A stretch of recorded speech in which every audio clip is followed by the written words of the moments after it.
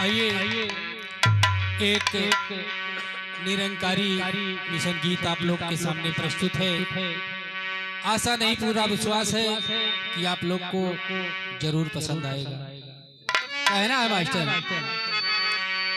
कि अरे 84 के चक्कर से 84 के चक्कर से इस सतगुरु मोर छोड़ावाता।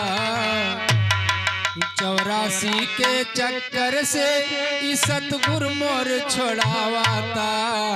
अरे देई देई की नवा हो सजनवा से मिलावाता।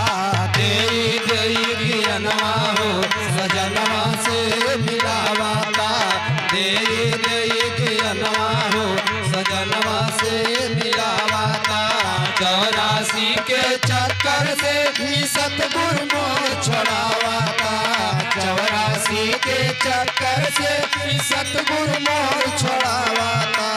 देई देई की नवा हो सजनवा से मिलावाता।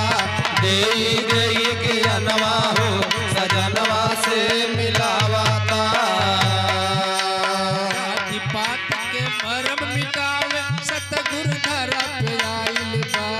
जाति पात के मरम मिटावे सतगुरु धरा पे आइल बा। जात पात के भरम मिटावे सतगुरु धरा पे आइल बा।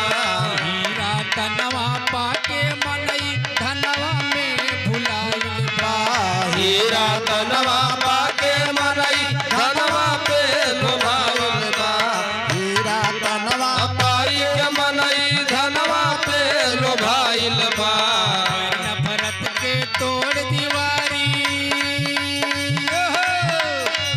नफरत के तोड़ दीवारी प्यार का फूल बनावाता। देई देई के नवा हो सजनवा से मिलावाता। देई देई के नवा हो सजनवा से मिलावाता। 84 के चक्कर से सतगुरु मोर छोड़ावाता। 84 के चक्कर से सतगुरु मोर छोड़ावाता। देई देई की नवा हो सजनवा से मिलावाता। देई देई की नवा हो सजनवा से मिलावाता।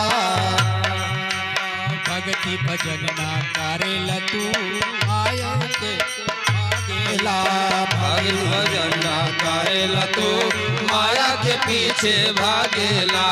भगत भजन न करेला तू माया के पीछे भागेला। अपने के तू जानिला भैया करते में जीवन गवावेला। अपने के तू जानिला भैया व्यर्थ में जीवन गवावेला। अपने के तू जानिला भैया व्यर्थ में जीवन गवावेला। अखिलेश आके गुरु चरण में अखिलेश आके गुरु चरण में पवन गीतिया गावाता। देई देई की नवा हो सजनवा से मिलावाता। देई देई की नवा हो सजनवा से मिलावाता। देई देई की नवा हो सजनवा से मिलावाता। 84 के चक्कर से सतगुरु मोर छोड़ावाता। 84 के चक्कर से सतगुरु मोर छोड़ावाता।